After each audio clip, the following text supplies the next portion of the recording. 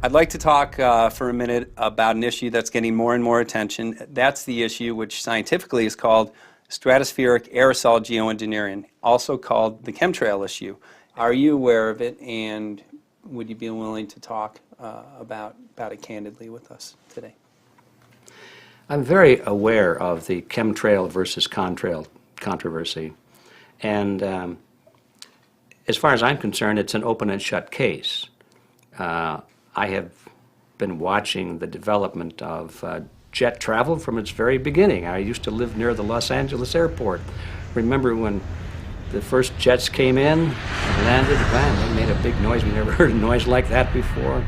And we used to go down and sit at the end of the runway and watch these jets come in and take off because it was a novel experience. I've been watching jets all my life. When I know about jet contrails, I've watched them. They're vaporized moisture, ice crystals, and they get out there in the atmosphere, and then they effervesce and evaporate and then disappear, and you can see them. The plane moves along, and the little white trail follows right behind it, and usually about 10 or 20 lengths of the plane or thereabouts, and then it's gone. And you can still see them that way, by the way, once in a while. So there goes a contrail. These other things we're talking about are not at all the same phenomena at all. These planes go by, and they billow out this white smoke, and it covers the sky from horizon to horizon. It doesn't dissipate at all. And they crisscross each other, and you see this thing cover the sky and turn it milky, and then people start having trouble breathing, and then you hear stories about the aluminum and barium deposits that they're picking up in the residue. And you put it all together, and I don't see how anybody who's got their eyes open and their mind open can come to any other conclusion but that somebody is spending a lot of money and effort to spray the planet. The question is, why? I have my own theories, but I hope that there will be some good investigative reporters go out there and get us the answer.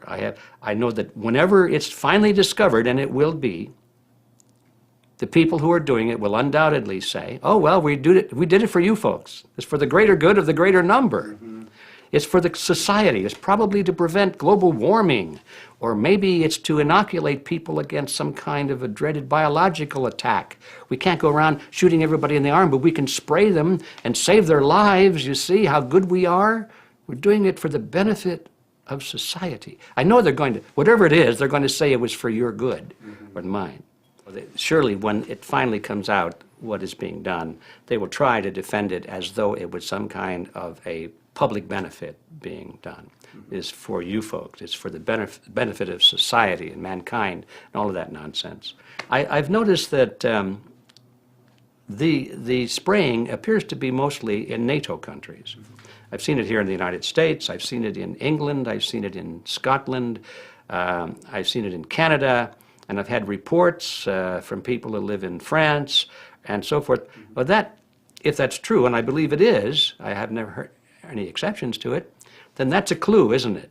There's a grouping, there's a political grouping here of some sort. It's international in scope. It's not just an American phenomenon. It's international. And anybody that wants to investigate that, I think, has to take that fact into consideration. They're going to find a political grouping and a political motive here. But in my humble opinion, it's not in your good or mine at all. I don't know what it is, but we'll soon find out.